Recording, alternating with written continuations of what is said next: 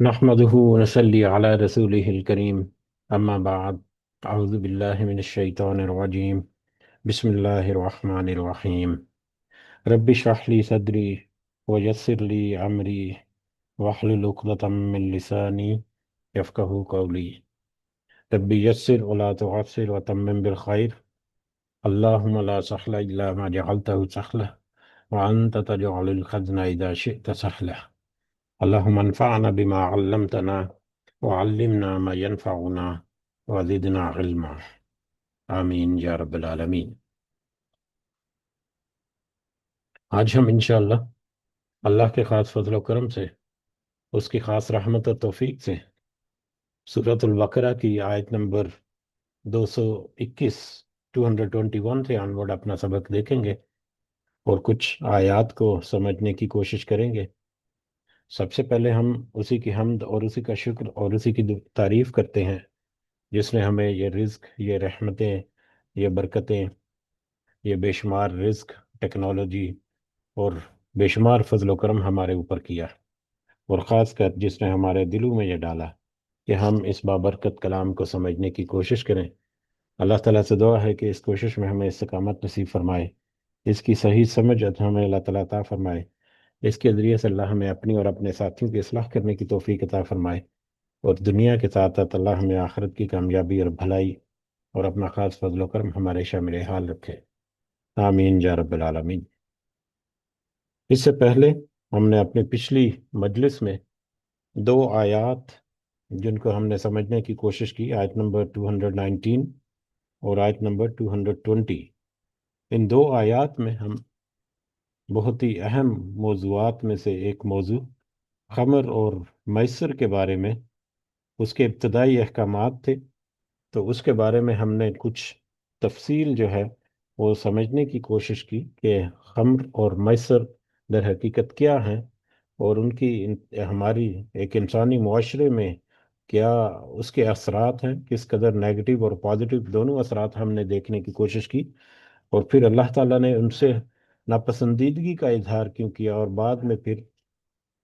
منع کرنے کا حکم کیوں دیا، اس کی بھی ہم نے وجوہات جو ہیں وہ سمجھنے کی کوشش کی۔ اس کے علاوہ اللہ کے راستے میں ضرورت سے زیادہ خرچ کرنے کا حکم جو ہے وہ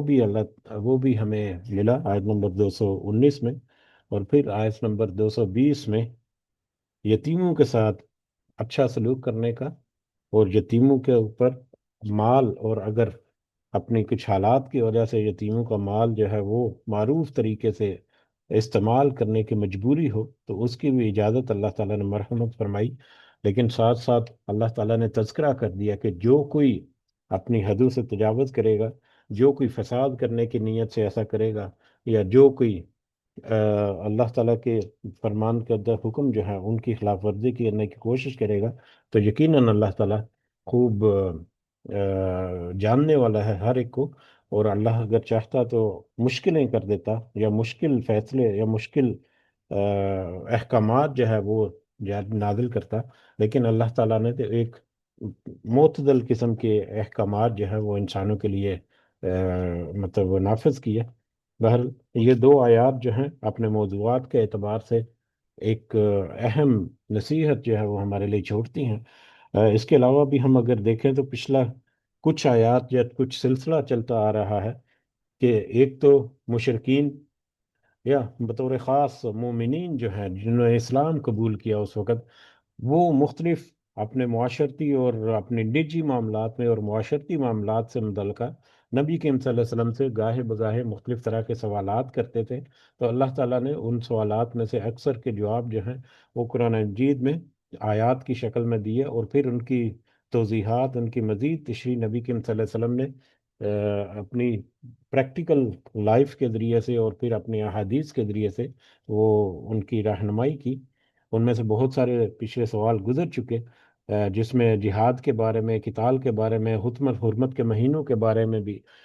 اسی طرح اللہ کے راستے میں خرچ کرنے کے بارے میں، اور کہ جیسے کہ کل ہم نے اپنے پچھلی آیات میں بھی دیکھا خمر اور میسر کے بارے میں، تو اس وقت کے زمانہ یا اس وقت کے حالات و واقعات میں جو مختلف طرح کے رسومات اور ان کے فرسودہ عقائد چل رہے تھے، تو جو مسلمان ہوئے لوگ ان کے دلوں میں بہت سارے سوال اٹھتے کہ کیا ان کی یہ پریکٹس جو پہلے سے چلی آ رہی ہے کیا وہ مناسب ہے، یا کیا وہ اس کو اسی طرح سے جاری رہنا چاہیے، یا اس میں کوئی کمی بیشی ہے تو اس کی فائن ٹیوننگ ہو جائے۔ تو اللہ تعالیٰ اور رسول اللہ صلی اللہ علیہ وسلم نے اس کو فائن ٹیون کر کے لیٹسٹ اپڈیٹڈ ورژن جو ہے اس کی وضاحت کر دی قرآن و حدیث میں ہمیں جو ملتی ہے۔ اسی طرح سے اگلی آیات جو ہیں ان میں بھی اسی طرح سے ہمیں رہنمائیاں ملتی ہیں، جو کہ ہمارے معاشرتی معاملات میں، بطور خاص ہمارے نجی معاملات میں یا اپنے خاندانی اور فیملی میٹر جو ہیں اس میں بہت ہی اہمیت کی حامل ہیں وہ کچھ چیزیں جو ہمیں اگلی آیات میں دیکھنے کو ملیں گی۔ تو بڑھتے ہیں اپنے سبق، اگلے سبق کی طرف۔ آیت نمبر 221،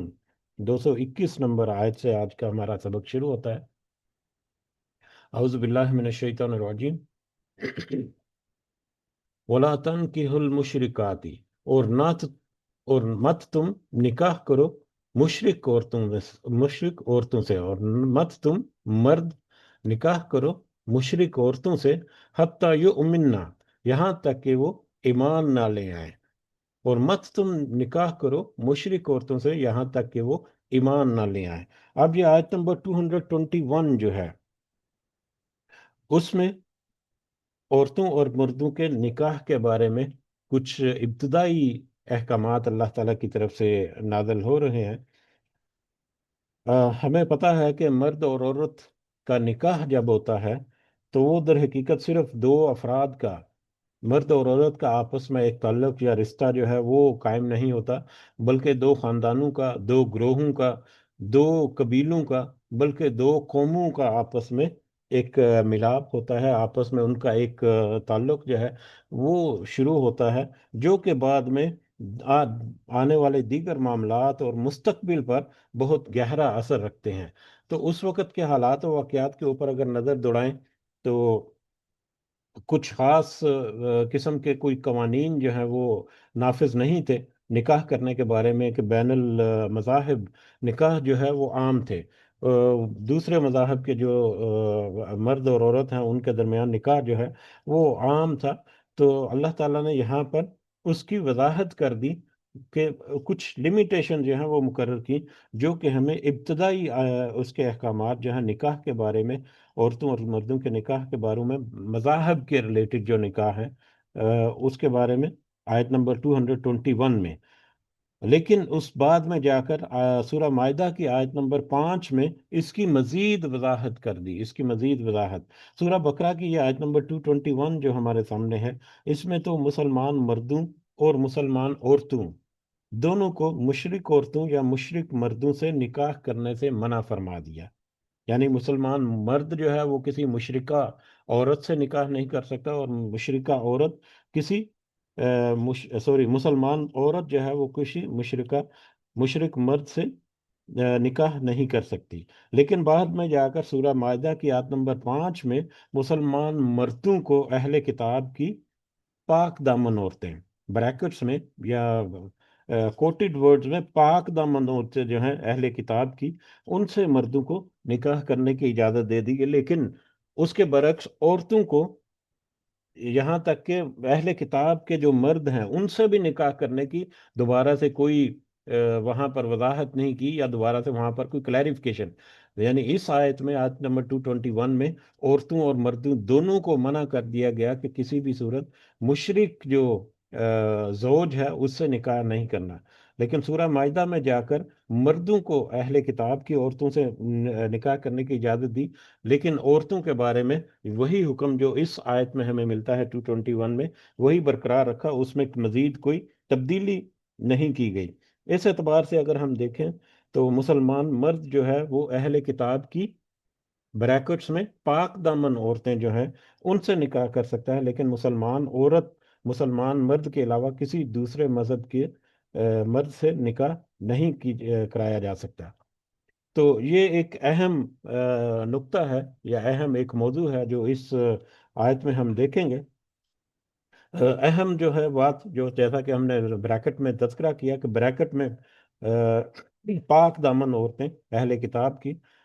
کیونکہ جیسا کہ تذکرہ ہوا کہ دو خاندانوں کا، دو قبیلوں کا، دو قوموں کا آپس میں یہ تعلق جو ہے وہ استوار ہوتا ہے۔ تو لہذا مسلمان مردوں کو بھی جو اجازت دی گئی سورہ مائدہ میں، وہ بھی اہل کتاب کی محسنہ عورتیں جو ہیں، محسنات سے، پاک دامن عورتوں سے، یعنی وہ عورتیں جو روحانی اعتبار سے کچھ شعور رکھتی ہیں، کچھ وہ احتیاط برتتی ہیں، کچھ وہ عقل و شعور سے کام لیتی ہیں، یا کچھ وہ سوچنے سمجھنے کی ان میں ایک حص ہوتی ہے، جس کی وجہ سے وہ کوشش کرتی ہیں کہ وہ مطلب اپنے مذہب کے اوپر رہیں، یا دنیا کے جو غیر مذہب، جیسا کہ ہمیں پتہ ہے کہ عیسائیوں اور یہودیوں میں اگر دیکھیں تو ان کے جو معاشرتی قوانین ہیں، جو عام رہن سہن ہے، اس میں بے شمار ایسی باتیں ہیں جو ان کے مذہب میں ان کو اجازت نہیں ہے، جو ان کے مذہب سے ہٹ کر ہیں، اور ان میں سے اکثر کا ان کو پتہ بھی ہے، ایون کہ شراب نوشی جو ہے وہ بھی ان کو بہت اچھی طرح سے پتہ ہے کہ ان کے مذہب میں ان کے لیے حرام ہے، لیکن وہ دنیاوی قانون انہوں نے بنا رکھے ہیں جس کے تحت وہ اپنے آپ کے اوپر انہوں نے حلال کر رکھی ہے۔ تو محسنہ جب ہم کہیں گے، پاک دامن عورت جب ہم کہیں گے، تو وہ یقیناً اپنے مذہب سے کچھ قریب ہوگی، اپنے مذہب کو سوچنے سمجھنے والی ہوگی۔ تو ایسی عورت سے نکاح کرنے کا فائدہ یہ ہے کہ وہ کچھ نرم دلی کے ساتھ روحانی اعتبار سے وہ چیزوں کو سوچتی ہے، اور جب وہ مسلمان مرد کے تابع ہوگی تو یقیناً اس کے اوپر اچھے اثرات ہوں گے۔ وہ ہو سکتا ہے کہ کل وہ اپنے مطلب مذہب جو ہے اس میں تبدیلی کر کے مسلمان ہو جائے، یا اگر وہ مسلمان نہیں بھی ہوتی تو کم از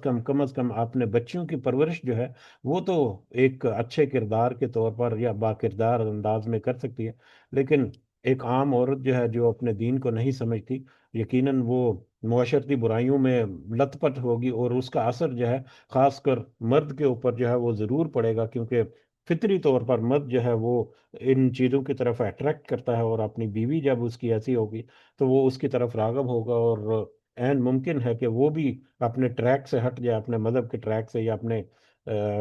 اپنے جو احکامات ہیں اللہ تعالیٰ کے اس کو دیے گئے ہیں ان سے۔ تو اس لیے بڑی حکمت کے ساتھ اللہ تعالیٰ نے سورہ مائدہ کی آیت نمبر 5 میں بھی محسنہ عورت جو ہے اس کے ساتھ اہل کتاب کی حکم دیا، لیکن عورتوں کو وہاں پر فردر حکم نہیں کہ وہ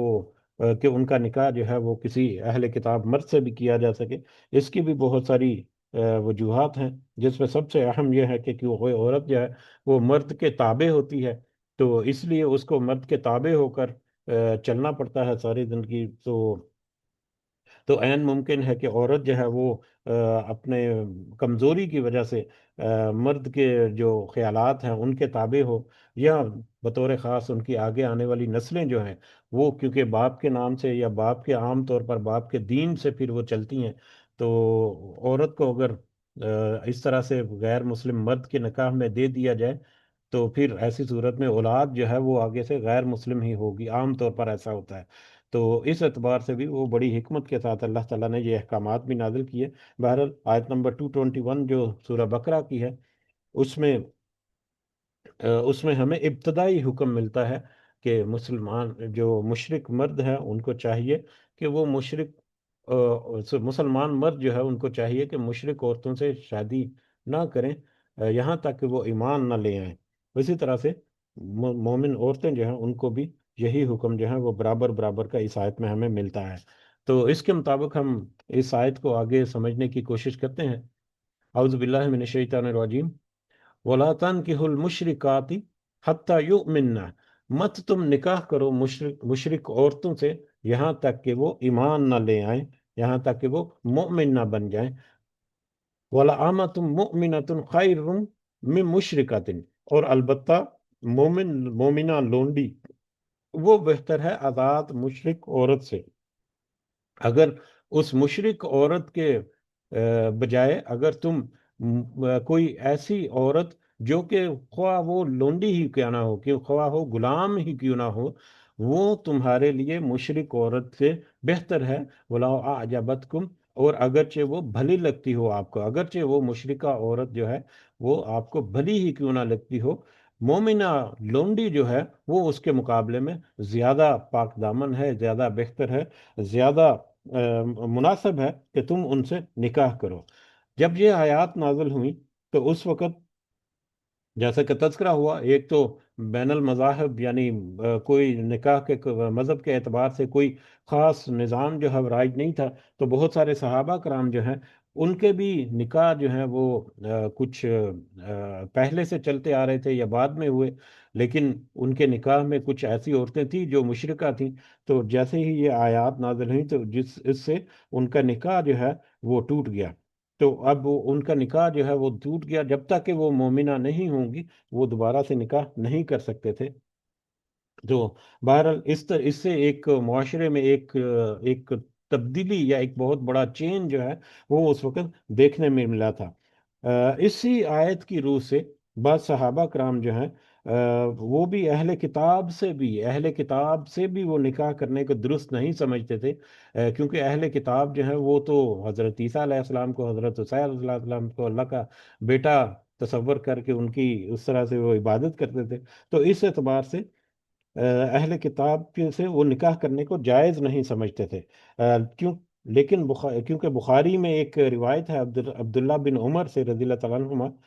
وہ بیان کرتے ہیں کہ اس سے بڑھ کر اور شرک کیا ہو سکتا ہے کہ کوئی نصرانی عورت یہ کہے کہ میرا رب عیسیٰ ہے، حالانکہ وہ اللہ کے بندوں میں سے ایک بندہ تھا۔ تو اس بنیاد پر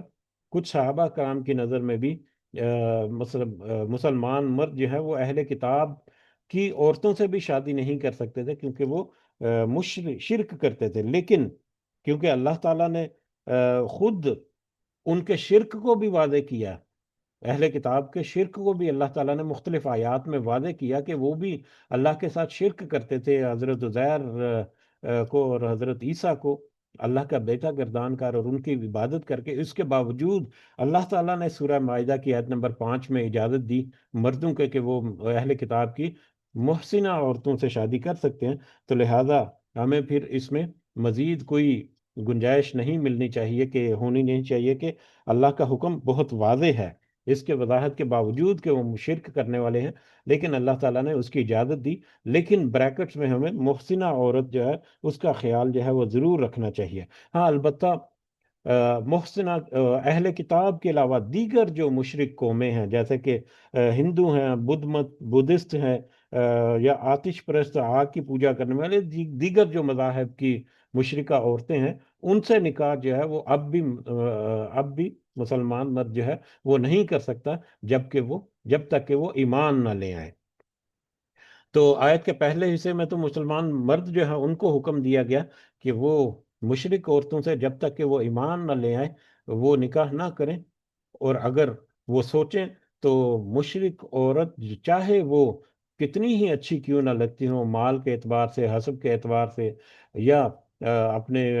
حسن کے اعتبار سے، اس کے مقابلے میں مومنہ کیونکہ لونڈی ہی کیوں نہ ہو وہ کہیں بہتر ہے۔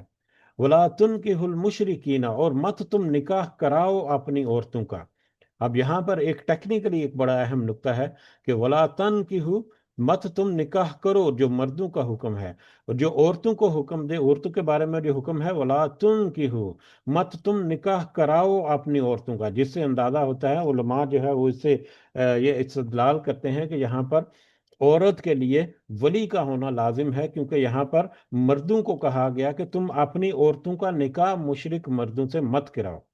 وَلَا تُنْكِحُ الْمُشْرِكِينَ، مت تم نکاح کراؤ اپنی عورتوں کا مشرک مردوں سے، حتیٰ یؤمنوا، یہاں تک کہ وہ ایمان نہ لے آئیں۔ وَلَعَبْدٌ مُؤْمِنٌ خَيْرٌ مِّن مُشْرِكٍ، اور اگر تم ذرا غور و فکر کرو تو مومن غلام جو ہے وہ تو مشرک مرد، آزاد مشرک مرد سے کہیں بہتر ہے۔ أَعْجَبَتْ وَلَوْ أَعْجَبَكُمْ، اگرچہ وہ تمہیں اچھا لگتا ہو، اگرچہ وہ نسب کے اعتبار سے، خاندان کے اعتبار سے، مال و دولت کے اعتبار سے، شکل صورت کے اعتبار سے وہ مشرک مرد اچھا ہی کیوں نہ لگتا ہو، لیکن اس کے باوجود ایک مومن غلام جو ہے وہ مشرک مرد سے بہتر ہے، کہ اس کے حق میں تم اپنی عورتوں کا نکاح جو ہے وہ کرا دو۔ اولئک یدعون النار، اولئک یدعون الی النار، یہ لوگ سب بلاتے ہیں جہنم کی طرف، واللہ یدعو الی الجنت، جبکہ اللہ تو بلاتا ہے جنت کی طرف، والمغفرت، اور مغفرت کی طرف، باذنہ، اپنے حکم سے۔ یہ لوگ تو جہنم کی طرف بلاتے ہیں، جبکہ اللہ تو تمہیں جنت کی طرف اور مغفرت کی طرف بلاتا ہے اپنے حکم سے۔ یہ لوگ یعنی یہ مشرک، چاہے وہ مرد ہوں چاہے وہ عورتیں ہوں، ان کی تو یہ خواہش ہے کہ مسلمان جو ہیں وہ اپنا دین کو چھوڑیں اور ان کے مذاہب میں شامل ہو جائیں، جبکہ اللہ تعالیٰ جو ہے وہ تو جنت کی طرف اور مغفرت کی طرف اور آسانیوں کی طرف، یا آخرت کی آسانی جو ہے، جو الٹیمیٹ منزل ہے ایک انسان کی، اس کی طرف تمہاری رہنمائی کرتا ہے۔ اس آیت کے اس حصے میں بھی ایک بڑا لطیف سا اشارہ ہے کہ تم مردوں کے لیے بھی اور عورتوں کے لیے بھی، بطور خاص مردوں کے لیے اب، کیونکہ مردوں کو اجازت ہے کہ وہ اہل کتاب عورتوں سے شادی کر سکتے ہیں، لیکن ان کے لیے یہ اشارہ جو ہے وہ زیادہ اہم ہے، کیونکہ عورتوں کو تو اب اجازت ہی نہیں کہ اگر مشرک عورتوں سے یا اہل کتاب ایون عورتوں سے بھی ہوں گے، تو وہ بھی اپنے روحانی اعتبار سے بھی اگر بڑے کٹر قسم کی وہ عورت ہوگی تو وہ تو کوشش کرے گی کہ میرا مرد جو ہے وہ بھی اس طرف آ جائے یا اس کے بچے بھی اس طرف آ جائیں، تو اس اعتبار سے بھی اگر دیکھا جائے تو وہ ایک ایک رسک پر ہوتا ہے اس میں بھی، تو اس کو بھی یہ احتیاط رکھنی پڑے گی پوری زندگی کہ یہ لوگ جو ہیں اہل کتاب یا یہ مشرک جو ہیں، یہ تو اپنے دین کی طرف راغب کرنا چاہتے ہیں، یا جو کہ جہنم کی آگ کی طرف کھینچنا ظاہر ان کی طرف سے ہے، جبکہ اللہ تعالیٰ کے احکامات اور اللہ تعالیٰ کی جو مطلب بلاوا ہے یا نصیحت جو ہے، وہ تو جنت کی طرف، اللہ تعالیٰ کی مغفرت کی طرف ہے۔ وہ یبین آیاتی ہے، اور دیکھو کس طرح سے وہ بیان کرتا ہے اللہ تعالیٰ اپنی آیات کو، اپنے احکامات کو، للناس لوگوں کے لیے، لعلہم یتذکرون تاکہ وہ سب نصیحت حاصل کریں۔ کس طرح سے وہ کھول کھول کر اللہ تعالیٰ اپنی آیات کا تذکرہ کرتا ہے تاکہ وہ نصیحت حاصل کریں، تاکہ وہ مختلف انداز سے مطلب اپنے معاملات کو اچھے طریقے سے بہتر کر سکے۔ اب جیسا کہ ہمیں صحیح بخاری اور مسلم کی روایت سے پتہ چلتا ہے، حضرت ابو ہریرہ رضی اللہ تعالیٰ عنہ سے نبی کریم صلی اللہ علیہ وسلم نے فرمایا، عورت سے شادی چار چیزوں کی وجہ سے کی جاتی ہے۔ نمبر ایک اس کے مال کی وجہ سے، نمبر دو اس کے خاندان کی وجہ سے، نمبر تین اس کے حسن و جمال کی وجہ سے، اور نمبر چار اس کے دین کی وجہ سے۔ تو تم دیندار عورت سے شادی کرنے میں کامیابی حاصل کرو، تمہارے ہاتھ خاک آلود ہوں۔ یعنی نبی کریم صلی اللہ علیہ وسلم نے بھی یہاں پر تذکرہ کیا اس حدیث میں، بخاری اور مسلم کے جو متفق حدیث ہے، کہ گو کے چار وجوہات کی بنا پر ایک عورت سے شادی کرتا ہے ایک مرد جو ہے، لیکن مرد کو چاہیے کہ وہ دیندار عورت سے شادی کرے، یہی اس کے لیے بہتر ہے۔ تو سب سے پہلی پرائورٹی جو ہے وہ تو اپنے دین کی عورت جو ہے وہی ہے، لیکن اہل کتاب کی بھی اگر ہو تو وہ محسنہ عورت، وہ عورت جو قابل بھروسہ ہو، قابل اعتبار ہو، روحانی اعتبار سے بھی، جو تمہاری اولاد کی پرورش کر سکے، جس کے اوپر تم غلبہ پا سکو، نہ کہ وہ عورت تمہارے اوپر غلبہ پا سکے۔ آج کل مغرب کا اثر جو ہے، یا مال و دولت کے چکر میں اس طرح سے بہت ساری ایسی ملتی ہیں چیزیں کہ مطلب ایسی عورتوں سے شادی ہو جاتی ہے جو کہ مالدار ہوتی ہیں، تو بعد میں جا کر مرد جو ہے وہ اس کے تابع ایک حساب سے ہوتا ہے۔ تو لہٰذا ان چیزوں کو، ان سارے پہلوؤں کو بڑے احتیاط کے ساتھ، بڑی احتیاط کے ساتھ ہمیں دیکھ بھال کر چلنا ہے، کیونکہ صحیح مسلم کے ایک اور حدیث میں نبی کریم صلی اللہ علیہ وسلم نے فرمایا، یہ حضرت عبداللہ بن عمرو رضی اللہ تعالیٰ عنہ سے روایت ہے، کہ دنیا سامان زندگی ہے اور دنیا کا بہترین سامان زندگی نیک عورت ہے۔ ایک مرد کے لیے نبی کریم صلی اللہ علیہ وسلم کی یہ حدیث ہے جو ہے، یہ بہت اہم ہمیں ایک رہنمائی کرتی ہے کہ دنیا سامان زندگی ہے، اور دنیا کا بہترین سامان زندگی جو ہے وہ نیک عورت ہے۔ تو ایک مرد کے لیے نیک عورت کی طرف توجہ کرنا وہ بہترین ہے، بدما سوائے اس کے، بجائے اس کے کہ اس کے مال یا اس کے حسب نسب یا دیگر معاملات کی طرف وہ زیادہ توجہ دے اور زیادہ ان کی اہمیت دے۔ تو بہرحال یہ آیت نمبر 221 تھی۔ 222 آگے ہم چلتے ہیں اور کوشش کرتے ہیں کہ اس آیت کو ہم آج اپنے سبق میں مکمل کریں۔ کچھ خلل کی وجہ سے ہماری آج کا مجلس جو ہے وہ تاخیر کا شکار ہوگی۔ بہرحال ہم مختصر انداز سے آگے بڑھتے ہیں۔ اعوذ باللہ من الشیطان الرجیم، وَيَسْأَلُونَكَ عَنِ الْمَخِيزِ، اور وہ آپ سے حیض کے بارے میں سوال کرتے ہیں، عورتوں میں جو حیض آتا ہے اس کے بارے میں سوال کرتے ہیں، جیسا کہ پہلے تذکرہ ہوا۔ صحابہ کرام جو ہیں، مومنین جو ہیں، جو مسلمانوں کے دائرے میں شامل ہونے والے جو لوگ ہیں، وہ احتیاط کے طور پر بہت سارے مختلف موضوعات کے اوپر نبی کریم صلی اللہ علیہ وسلم سے سوالات کرتے تھے،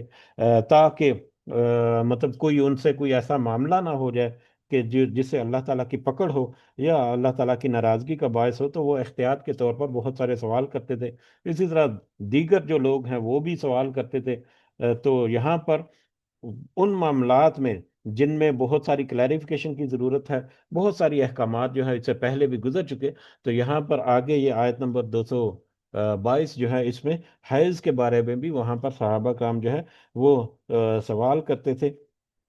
اب اس موضوع کے اوپر کچھ بات کرنے سے پہلے، سب سے پہلے تو میں آ، اپنی جو علم کی کمی ہے، یا لغت کی کمزوری کہہ لیں، یا انداز بیان میں ایک لطنت ہے، اس کی وجہ سے اگر میرے کچھ الفاظ کے چناؤ میں کمی بیشی ہو جائے یا کچھ مناسب نہ ہو، کیونکہ تو پھر میں اس کے اوپر ایڈوانس میں اللہ تعالیٰ سے بھی معافی کا ایک درخواست کرتا ہوں، اور یقیناً آپ لوگ بھی اس کو سمجھتے ہیں، لیکن کیونکہ اللہ تعالیٰ ہمیں بار بار دعوت دیتا ہے کہ ذرا غور و فکر کر کے اپنی زندگی جو مختلف پہلو ہیں ان کو ذرا ٹٹولو، اور پھر اللہ تعالیٰ دعوت دیتا ہے کہ وہ ان آیات کو مزید اینالائز کر کے اس کو سمجھنے کی کوشش کرو۔ پھر اللہ تعالیٰ یہ بھی کہتا ہے کہ وہ نہیں شرماتا کوئی دین کے معاملے میں کہ کوئی بیان کرے کسی بھی طرح کی کوئی بات، کہ چاہے وہ مچھر کی مثال ہی کیوں نہ ہو یا اس سے بھی چھوٹی کیوں نہ ہو مثال، اللہ تعالیٰ نہیں شرماتا۔ اسی طرح سے ترمذی کی ایک حدیث کا میں ریفرنس دینا چاہوں گا آپ کی بات شروع کرنے سے پہلے، جو کہ اس کے اگلی جو آیت ہے اس کے اوپر بھی وہ لاگو ہوتی ہے، کہ نبی کریم صلی اللہ علیہ وسلم نے فرمایا، ایک حدیث ہے جس کے اس حدیث کے آخری الفاظ جہاں یہاں پر میں کوٹ کرتا ہوں، ترمذی کی حدیث ہے، جس میں نبی کریم صلی اللہ علیہ وسلم نے فرمایا، تم میں سے جب کسی سے ہوا خارج ہو جائے تو وہ ضرور وضو کر لے، اور عورتوں کی پشتوں میں مباشرت مت کرو، بے شک اللہ سچ بات کہنے سے نہیں شرماتا۔ تو اللہ تعالیٰ اور نبی کریم صلی اللہ علیہ وسلم جو ہے وہ دین کے معاملے میں، کیونکہ ہمیں انڈرسٹینڈنگ ڈیولپ کرنے کے لیے بہت واضح طور پر حکم دیتے ہیں، تو لہٰذا ہم اس موضوع کے اوپر تھوڑی سی بات جو ہے وہ ایک مختصر انداز سے اس کو سمجھنے کی کوشش کریں گے، اس دعا کے ساتھ کہ اللہ تعالیٰ ہماری اس کوشش کو ہماری نیتوں کے مطابق، یقیناً ہماری نیتیں اچھی ہیں تو اس کو قبول کرے، اور ہمارے کہنے سننے میں اگر کمی بیشی ہے تو اللہ تعالیٰ ہمیں معاف فرمائے، آمین۔ آیت کی طرف واپس آتے ہیں، وَيَسْأَلُونَكَ عَنِ الْمَحِيضِ، وہ آپ سے حیض کے بارے میں سوال کرتے ہیں۔ حیض جو ہے وہ ہم سب پتہ ہے، بطور خاص یہاں پر مردوں کے لیے یہ ٹاپک جو ہے زیادہ اہم ہونا چاہیے، کیونکہ عورتیں جو ہیں وہ تو اس معاملے سے گزرتی ہیں، ان کے اوپر تو یہ سارے معاملات جو ہیں وہ آشکار ہیں۔ مرد حضرات جو ہیں بطور خاص ان کو اس موضوع کے اوپر تھوڑا سا توجہ دینی چاہیے کہ کیا اہمیت ہے، یا کیا کنڈیشن یا کیا سچویشن ہے، جس کے بارے میں یہاں پر اللہ تعالیٰ جو ہے اپنے حکم کو واضح کر رہا ہے اور کس طرح سے کھول کر ہمارے سامنے بیان کرتا ہے۔ تو حیض جو ہے، کیونکہ ہمیں پتہ ہے کہ یہ ایک ایسا منتھلی سائیکل ہے جس میں عورت کا جو ریپروڈکٹیو سسٹم ہے، عورت کا جو ایک بچہ جننے کا جو نظام ہے، اس میں ہر مہینے ایک ایگ جو ہے وہ ریلیز ہوتا ہے اس کی اووری سے، جو کہ ریلیز ہو کر اس کے مطلب مختلف پارٹ سے ٹریول وغیرہ کرتا ہے، یا جہاں پر بھی، تو باہر اس کی کافی تفصیل جو ہے وہ آگے بعد میں جا کر آئے گی مختلف موضوعات کے تحت۔ تو اس اگر تو اس مہینے کے دوران حمل نہیں ٹھہرتا، تو ایسی صورت میں جو اس حمل کی جو اندرونی لیئرز ہوتی ہیں یا اندرونی جھلی جو ڈیولپ ہوتی ہے اس مہینے کے درمیان، اس ریپروڈکٹیو ایک سائیکل جو ہے اس کی تیاری کے سلسلے میں، یا حمل کہہ لیں کہ وہ ایک عورت کا جو رحم ہے وہ ہر مہینے ایک اپنے آپ کو پریپیئر کرتا ہے مطلب ایک بچے کو خوشامد کہنے کے لیے، لیکن اگر اس مہینے کے دوران اگر وہ حمل نہ ٹھہرے، تو جو بھی اس کی پریپریشن ہوتی ہے، جو بھی اس حمل کی رحم کی جو تیاری ہوتی ہے اس ضمن میں، اس سب کو وہ وائنڈ اپ کر کے، وہ بلڈ کے ساتھ وہ اس کے اندرونی جھلی کے سیل جو ہیں، جس کو اینڈومیٹریم کہتے ہیں، وہ ٹوٹ کر خون کے ساتھ مل کر وہ جسم سے خارج ہو جاتے ہیں، کیونکہ ان کو اب اس جسم کی ضرورت نہیں، وہاں پر اس مادے کا، اس ناپاک مادے کا رہنا جو ہے وہ اب مطلب ضرورت نہیں ہے اس کی، تو لہٰذا اس کو ڈسچارج کر دیا جاتا ہے اللہ تعالیٰ کے اس نظام کے تحت۔ تو یہ ایک حیض کا ایک منتھلی پیریڈک سائیکل ہے، جو کہ مہینے میں عام طور پر 4-5 ہفتے میں ایک دفعہ عورت کے اوپر آتا ہے، اور اس کی مدت جو ہے وہ بھی 3 دن سے لے کے 7 دن یا 10 دن تک میکسیمم اس کا ایک مدت جو ہے وہ کاؤنٹ کی جا سکتی ہے۔ تو یہ ایک بایولوجیکل یا ایک نیچرل فینومینا ہے، جو کہ عورت جو ہے وہ ہر مہینے، وہ عورت جو کہ اپنی ریپروڈکٹیو لائف جو ہے، اپنی پروڈکٹیو لائف یعنی وہ عمر بلوغت سے لے کر مینوپاز شروع ہونے تک کی جو عمر ہے، اس درمیان میں یہ تقریباً ہر مہینے یہ سلسلہ جو ہے اس کے اوپر جاری و ساری رہتا ہے۔ تو اب یہاں پر اللہ تعالیٰ نے اس آیت کو نازل کیا، تو اس کے شان نزول کے بارے میں اگر ہم دیکھیں تو ہمیں یہ پتہ چلتا ہے کہ نبی کریم صلی اللہ علیہ وسلم سے صحابہ کرام نے حیض کے بارے میں یا حیض کے دوران اپنی عورتوں سے، اپنی مطلب اپنی جو ان کی بیویاں ہیں ان سے مباشرت کرنے کے بارے میں یا ازدواجی تعلق رکھنے کے بارے میں سوالات کیے، کیونکہ وہاں پر مختلف طرح کے جو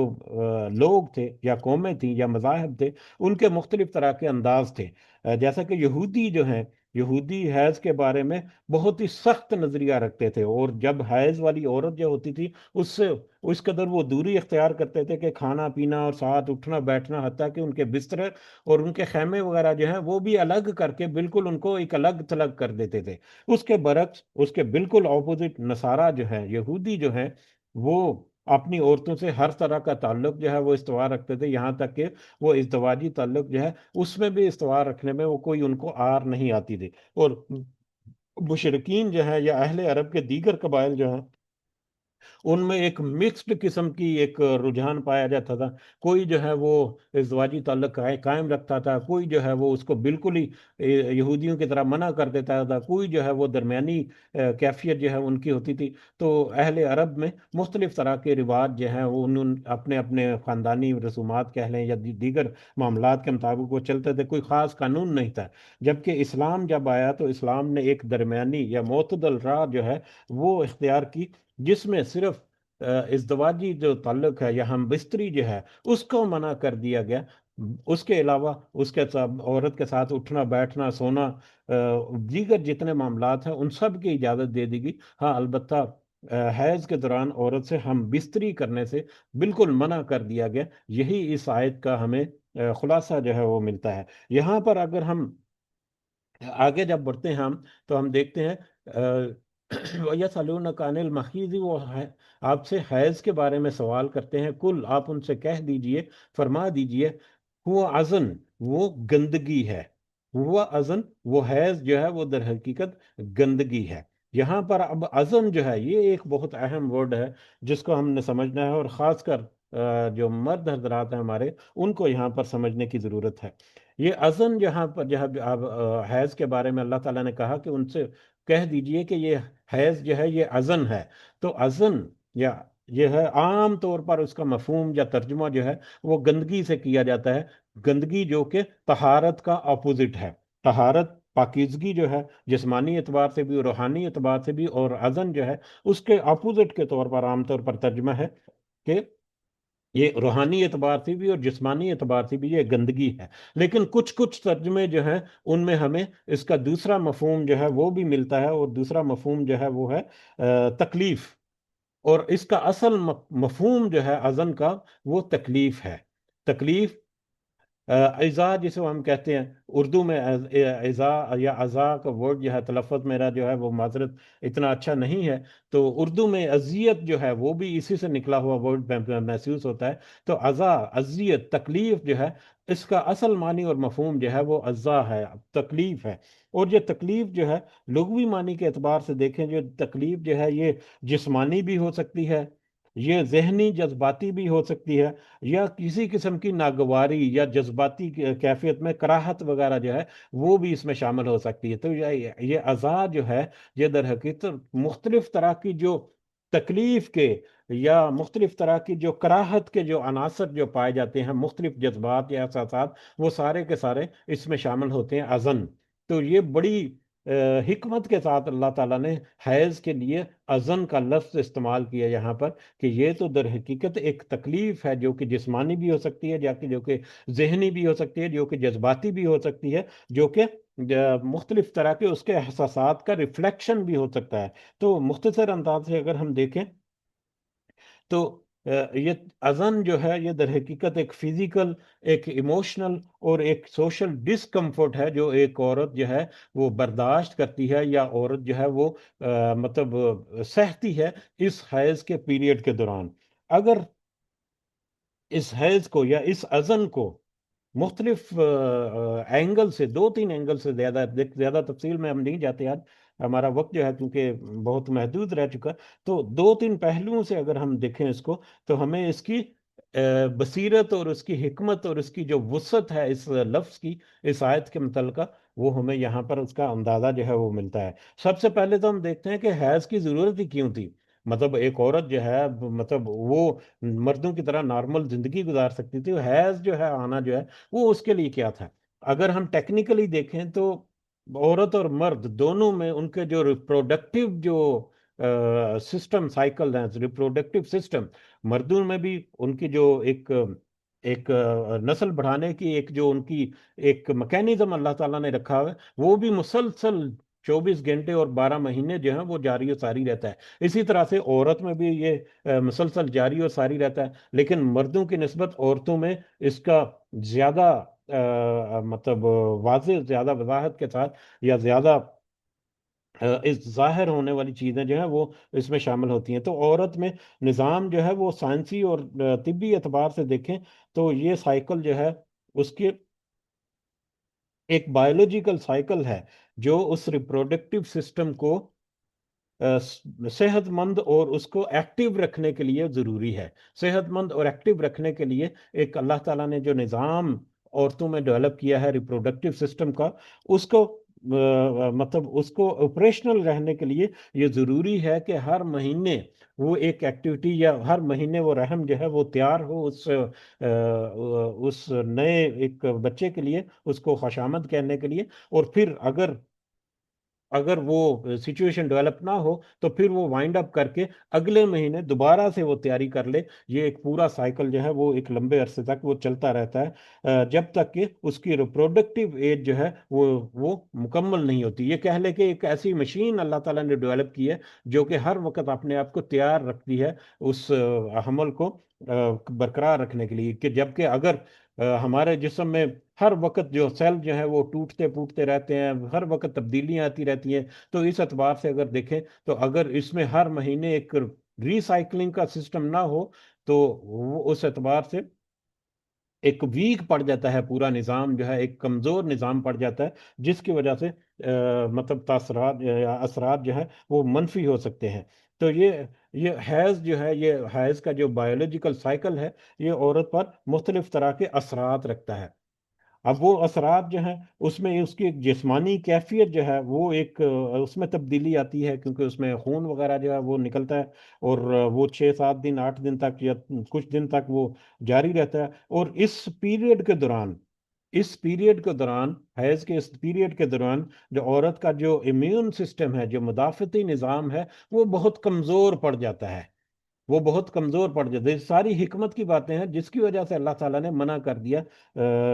ظاہری گندگی کے علاوہ ٹیکنیکلی بھی اللہ تعالیٰ نے یہاں پر جو منع کیا اس کے بہت ساری وجوہات ہمیں نظر آتی ہیں۔ تو ایک تو عورت کا جو امیون سسٹم ہے، مدافعتی نظام جو ہے وہ بہت کمزور پڑ جاتا ہے اس حیض کے پیریڈ کے درمیان۔ اس کے علاوہ اس کے جو جذباتی اور نفسیاتی کیفیت جو ہے ان میں بھی بہت بڑی تبدیلی آتی ہے، جس میں ہارمونل چینجز جو ہیں بہت زیادہ ہوتی ہیں۔ ان ہارمونل چینجز کی وجہ سے، اور ہارمونز جو ہیں اس میں ایسٹروجن اور پروجسٹرون، دو ہارمون ایسے ہیں جو کہ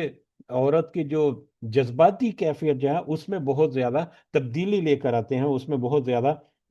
مطلب منفی اثرات جو ہیں وہ آتے ہیں، جس میں اس کا موڈ اور جذبات جو ہیں وہ بڑے عجیب و غریب سے رہتے ہیں، اس میں تھکن اور کمزوری کے آثار جو ہیں وہ نظر آتے ہیں، کیونکہ اس سے ایک خون جو ہے یا اس کے ایک باڈی پارٹس جو ہیں وہ ڈیزالو ہو کر جسم سے خارج ہو رہتے ہیں، جس کی وجہ سے پھر چڑچڑاپن اور بے چینی جو ہے وہ بھی اس میں شامل ہوتی ہے، اور اسی کے ساتھ ساتھ وہ صحبت سے بے رغبتی جو ہے وہ بھی نیچرلی ایک عورت میں ڈیولپ ہوتی ہے، اس کی اندرونی جو ٹوٹ پھوٹ ہے یا اندرونی اس کی کیفیت جو ہے اس کی وجہ سے، اور یہ نیچرل ہے، اور اس کی وجہ سے اس کی نیند بھی متاثر ہوتی ہے۔ یعنی اس طرح یہ تو ہم نے مختصر کی ہے، اس کے جڑے بہت سارے اور دیگر معاملات ہیں جو کہ عورت جو ہے وہ اس پیریڈ کے دوران برداشت کرتی ہے۔ اب مرد کو یہ سمجھنے کی ضرورت ہے کہ عورت جو ہے وہ کس قدر ایک ذہنی اور ایک جذباتی کیفیت سے اور ایک جسمانی کیفیت سے گزر رہی ہے۔ اس پیریڈ کے دوران عورت کے ساتھ خاص کر اچھا برتاؤ رکھنا اور اس کا خیال رکھنا جو ہے یہ مرد کے لیے بھی ہمارے لیے ضروری ایک اہم ہے۔ تو اس سارے معاملات سے ہمیں اذن کا یا جو تکلیف ہے اس کے مختلف پہلو جو ہیں اس کا ہمیں اندازہ ہوتا ہے کہ کس قدر حکمت کے ساتھ اللہ تعالیٰ نے یہاں پر یہ لفظ جو ہے تذکرہ کیا۔ اب اس پیریڈ کے دوران اللہ تعالیٰ نے منع کیا مباشرت کرنے سے، یعنی جسمانی تعلق مطلب قائم کرنے سے۔ تو اس کے بارے میں بھی بہت واضح ملتا ہے میڈیکلی میں، جذباتی اعتبار سے دیکھیں کہ عورت جو ہے وہ مطلب اپنے احساسات کے اعتبار سے وہ تیار نہیں ہوتی یا اس کو اچھا نہیں لگتا، یہ ساری چیزیں وہ ویسے ہی اس کی ایک کیفیت ایسی گزر رہی ہے کہ وہ خود آلریڈی اپنی اس ریزن کی وجہ سے پریشان ہے، اور اس کے اوپر مرد جو ہے وہ اپنی مرضی اگر کرے گا تو وہ اس کے اوپر مزید نیگیٹو اثرات ہوں گے۔ اس کے علاوہ سائنٹیفکلی یا میڈیکلی دیکھیں تو بہت ساری بیماریاں ایسی ہیں جن کے پھیلنے کا بہت شدید خطرہ ہوتا ہے، نہ صرف مرد کے لیے بلکہ عورت کے لیے، دونوں کے لیے، جس میں مرد کے لیے بطور خاص پیلوس انفلیمیٹری ڈیزیزز جو ہیں وہ بہت بڑھ سکتی ہیں، اس کا جو مرد کے جو اعضاء ہیں ان میں بہت زیادہ مطلب بیماریوں کے چانسز ہوتے ہیں۔ اس کے علاوہ مرد اور عورت دونوں کے جو یورینری ٹریک انفیکشن جو ہے وہ ہو سکتا ہے، وہ بہت زیادہ چانسز ہوتے ہیں۔ اس کے علاوہ انفرٹیلٹی جو ہے وہ بہت زیادہ متاثر ہو سکتی ہے، کیونکہ وہ حساس اجزاء جو ہیں یا حساس سیل جو ہیں عورت کے وہ ٹوٹ کر اپنے آپ کو پریپیئر کر رہے ہوتے ہیں نئی پریگنینسی کے لیے یا نئے سائیکل کے لیے۔ تو ایسی صورت میں اگر اس طرح سے تعلق ہو تو اس کا جو ریپروڈکٹیو جو سائیکل ہے یا ریپروڈکٹیو سسٹم جو ہے اس کے اوپر نیگیٹو اثرات جو ہیں وہ ہو سکتے ہیں۔ تو اس طرح سے دیگر کئی عوامل ہیں جس کی وجہ سے اللہ تعالیٰ نے یہاں پر منع کیا، اور ہمیں آج ہماری طبی سائنس جو ہے وہ بھی ہمیں اس کی طرف اشارہ کرتی ہے۔ اس میں ہم اگر دیکھیں تو ہماری شریعت جو ہے وہ ہمیں یہ حکم دیتی ہے، جو کہ اس آیت سے ہمیں ملے گا، کہ حیض کے دوران ازدواجی تعلق یعنی ہم بستری جو ہے وہ حرام ہے، اور اس کے علاوہ باقی جو تعلقات ہیں جیسے کہ اٹھنا بیٹھنا کھانا ایون کہ پینا سونا جو ہے وہ بھی ان کے ساتھ وہ جائز ہے، اس میں بلکہ اس کی اجازت ہے اور ایسا ہونا چاہیے۔ البتہ ہم بستری جو ہے اس سے دور ہٹنا یہ گناہ کبیرہ میں آتا ہے، اور اس کے علاوہ پاکی جو ہے یعنی پیریڈ گزر جانے کے بعد غسل کر لینا جو ہے وہ پاکی کا معیار ہے۔ حالانکہ اس میں بھی اختلاف ہے، کچھ کا خیال ہے کہ ایون غسل اگر نہ بھی کرے تو عورت جو ہے وہ پاک تصور ہوگی، لیکن اکثر جو علماء ہیں یا مفسرین ہیں ان کی نظر میں عورت جب حیض کے دنوں سے گزر جائے تو اس کے لیے ضروری ہے کہ وہ غسل بھی کرے۔ غسل کرے گی تو اس کے بعد اس کا پاکی کا جو پیریڈ جو ہے وہ شروع ہوگا، یا طہارت کا پیریڈ جو ہے وہ شروع ہوگا۔ تو جیسا کہ ہمیں بہت ساری احادیث سے بھی پتہ چلتا ہے کہ نبی کریم صلی اللہ علیہ وسلم جو ہے وہ عورتوں کے ساتھ جسمانی قربت تو رکھتے تھے، لیکن جماع وغیرہ جو ہے مباشرت وغیرہ جو ہے وہ بالکل اس سے احتیاط یا پرہیز رکھتے تھے۔ اسی طرح سے شرعی اعتبار سے اس کی اہمیت بھی اگر ہم دیکھیں مختلف انداز میں تو ہمیں اندازہ ہوتا ہے کہ طلاق اور عدت وغیرہ جو ہے، عدت چاہے وہ طلاق کی صورت میں ہو یا شوہر کی وفات کی صورت میں ہو، تو عدت کا جو معیار ہے یا عدت کا جو پیریڈ ہے وہ حیض کی کوانٹٹی سے، حیض کے کاؤنٹ سے مطلب حساب سے ہوتا ہے۔ تو اس اعتبار سے بھی یہ حیض جو ہے وہ شرعی اعتبار سے ایک اہم ہے۔ اس کے علاوہ بلوغت کی نشانی جو ہے ایک عورت کی وہ بھی حیض کا آنا ہے۔ جب حیض آنا شروع ہو جائیں تو اس کا مطلب ہے کہ عورت جو ہے وہ بالغ ہو گئی، اب اس کا نکاح جو ہے نکاح مطلب رخصتی جو ہے وہ اب ہو سکتی ہے نابالغ لڑکی، یعنی حیض پیریڈ شروع ہونے سے پہلے رخصتی کرنا جو ہے وہ جائز نہیں ہے، اس کی اجازت نہیں ہے۔ اسی طرح سے بلوغت کے بعد عورت پر بلوغت کے بعد عورت پر نماز روزہ وغیرہ جو ہے وہ بھی، جس طرح سے مرد جب بالغ ہوتا ہے تو اس کے اوپر نماز روزہ فرض جو ہے فرض ہو جاتا ہے، اس کے اوپر اس کی فرضیت کے احکامات جو ہیں وہ لاگو ہو جاتے ہیں، اسی طرح سے جب حیض کا پیریڈ شروع ہونا ہو جائے ایک عورت کے اوپر، تو اس کے اوپر نماز روزہ وغیرہ جو ہے وہ شامل ہو جاتے ہیں، لازم ہو جاتے ہیں۔ ہاں البتہ حیض کے پیریڈ کے دوران نماز جو ہے وہ موقوف ہو جاتی ہے، لیکن روزہ جو ہے وہ رکھا نہیں جاتا، لیکن اس کی قضا جو ہے وہ بعد میں ہو جاتی ہے۔ تو بہرحال یہ کچھ پوائنٹ جو ہے وقت کی محدودیت کی وجہ سے میں نے کافی مختصر کرنے کی کوشش کی، جس کی وجہ سے بیچ میں کچھ آپ کو محسوس ہوا ہوگا، کچھ اونچ نیچے کہنے میں ہوئی ہے۔ تو بہرحال کچھ اہم نکات جو ہیں یہ اس سے متعلقہ ہم نے یہاں پر ہم نے سمجھنے کی کوشش کی۔ واپس اپنے سبق کی طرف آتے ہیں۔ یا سالون کان المخیزی کل ہوا ازن، یہ آپ سے آپ کے صحابہ کرام یا آپ کے ساتھی جو ہیں وہ حیض کے بارے میں پوچھتے ہیں تو آپ ان سے واضح کر دی کہ یہ تو ایک تکلیف ہے، یہ تو ایک اذیت ہے عورت کے لیے۔ فَاعْتَزِلُوا النِّسَاءَ فِي الْمَحِيضِ، تو تم سب رہو، الگ رہو عورتوں سے ایام حیض میں۔ اگر اس کا یہاں پر اذیت ترجمہ کریں تو اگلی آیت کے اگلے حصے کے ساتھ بڑی خوبصورتی کے ساتھ فٹ بیٹھتا ہے کہ آپ کہہ دیجئے کہ یہ تو اذیت ہے، تو لہٰذا اس اذیت کے پیریڈ میں تم اپنے عورتوں سے ان ایام حیض میں الگ رہو، تو یہی تمہارے لیے بہتر ہے۔ وَلَا تَقْرَبُوهُنَّ حَتَّى يَطْهُرْنَ، اور مت تم قریب جاؤ ان کے یہاں تک کہ وہ پاک نہ ہو جائیں، جب تک کہ وہ پاک نہ ہو جائیں ان کے قریب مت جاؤ۔ یہ صحیح مسلم میں اور مسند احمد میں ایک روایت ہے، ایک حدیث ہے، حضرت انس رضی اللہ تعالیٰ عنہ سے روایت ہے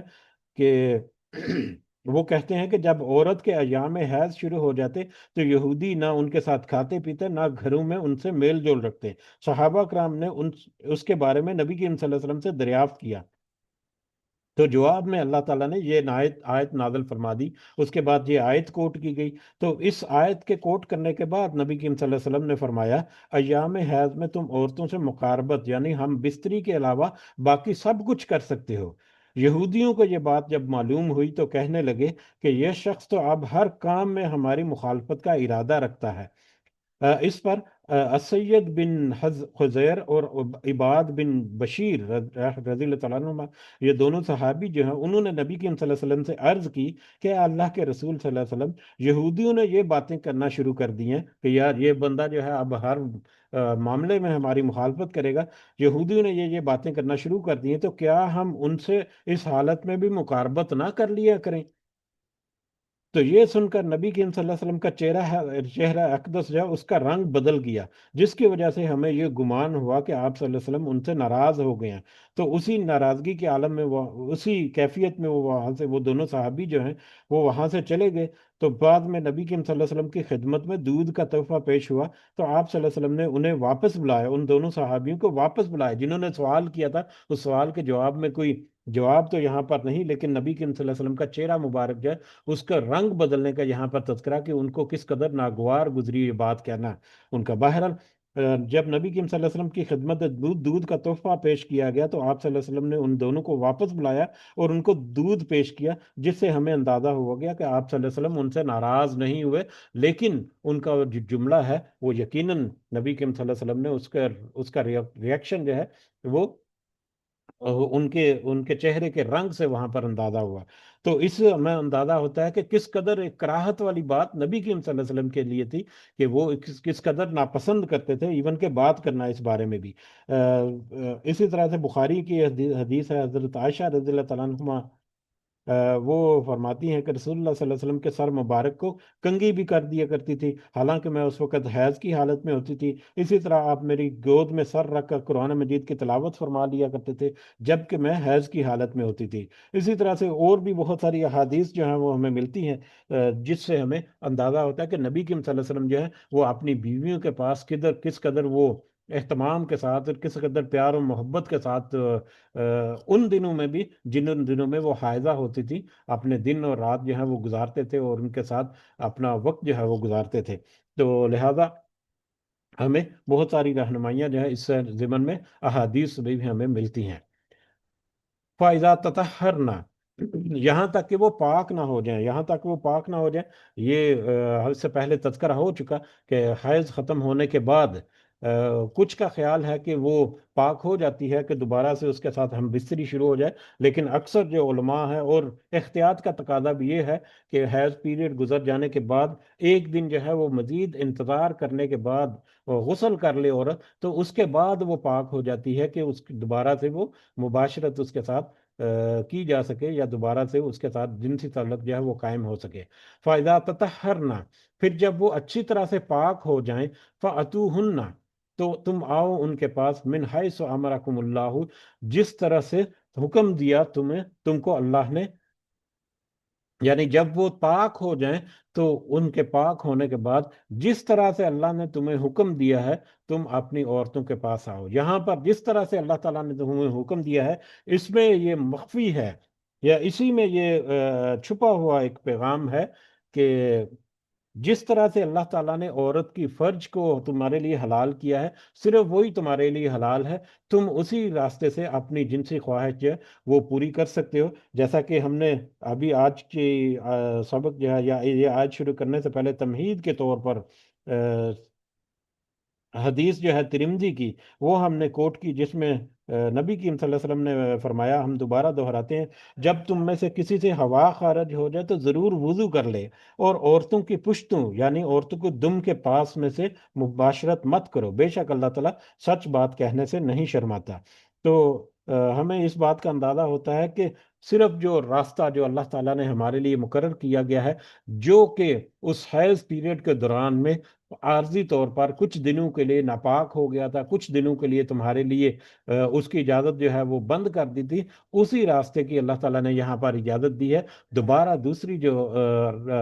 مباشرت کا یہ طریقہ جو ہے وہ اللہ تعالیٰ نے اس کو حرام قرار دیا ہے، زبردست، بہت سختی کے ساتھ، شدت کے ساتھ اللہ تعالیٰ نے اس کو حرام قرار دیا، اور نبی کریم صلی اللہ علیہ وسلم نے بھی اس کے اوپر بہت سخت جو ہے وہ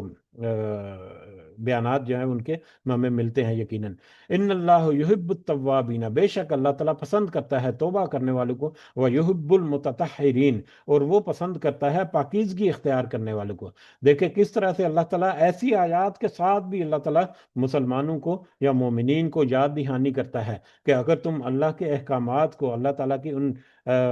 جاری کردہ بریکٹس کے درمیان رہ کر تم اپنے معاملات کو درست رکھنے کی کوشش کرو، تو اللہ تعالیٰ تو تمہارے ساتھ پھر محبت کرے گا۔ اگر تم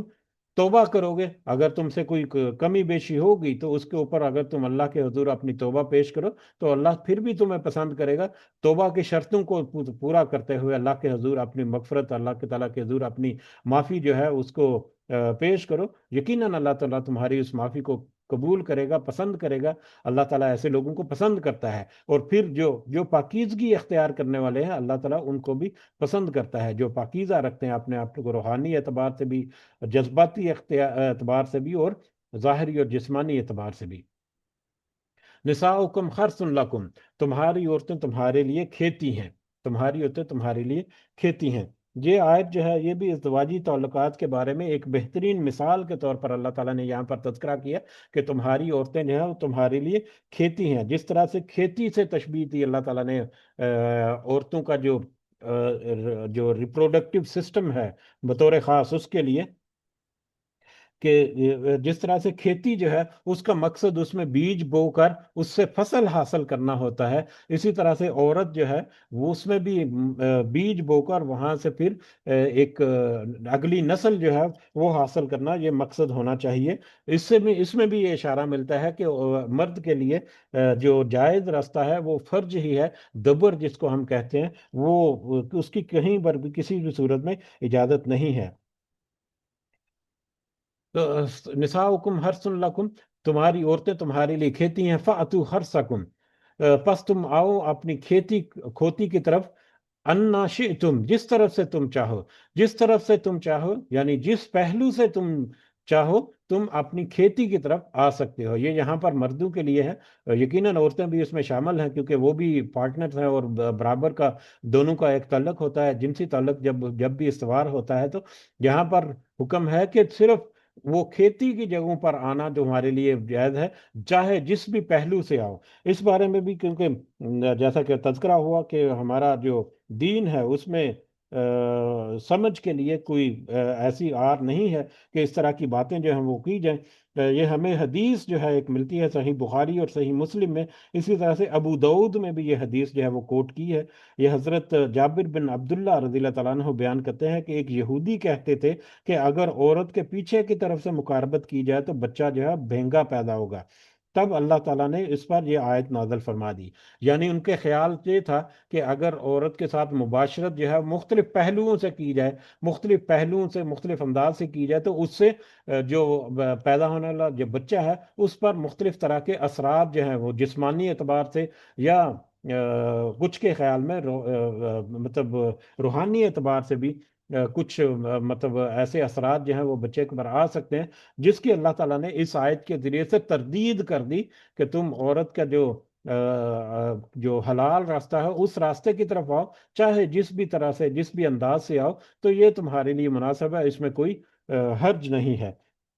इसी तरह से तिरमिजी की एक रिवायत है, रसूलुल्लाह सल्लल्लाहु अलैहि वसल्लम ने औरतों की दुबरों से मुबाशरत करने से मना फरमा दिया, जैसा कि हमने इससे पहले भी तज़किरा किया था। तो फातु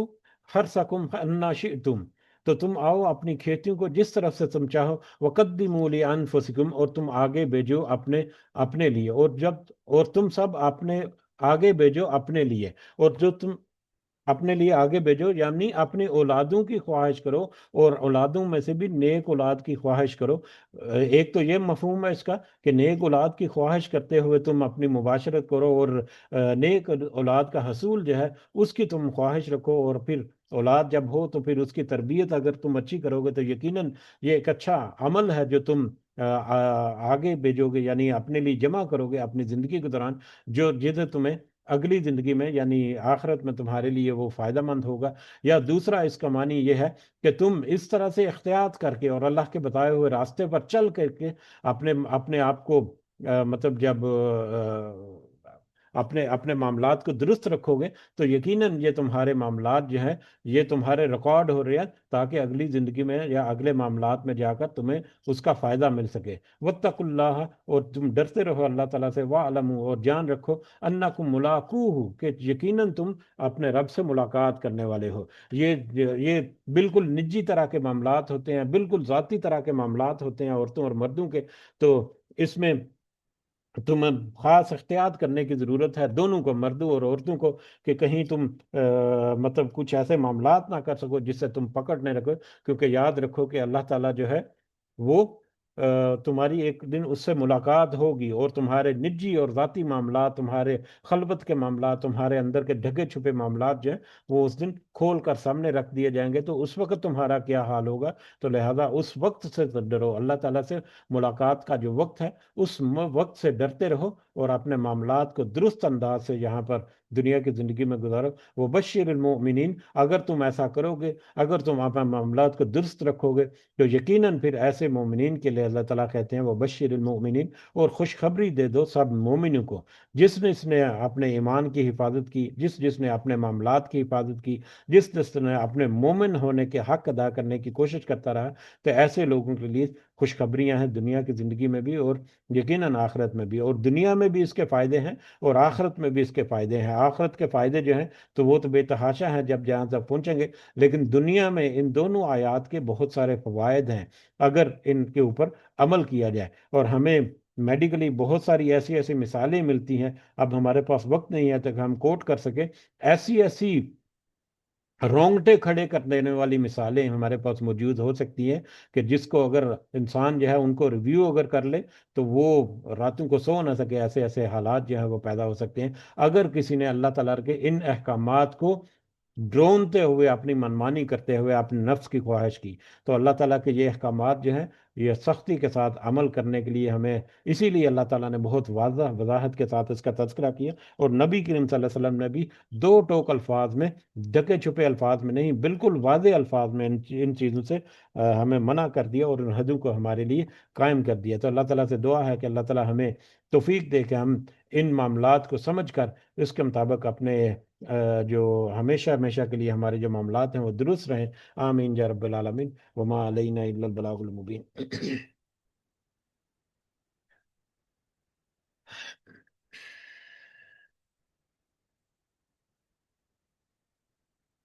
جی، اس کے ساتھ ہی اجازت چاہتے ہیں، انشاءاللہ سب کو دعا میں ضرور یاد رکھیں۔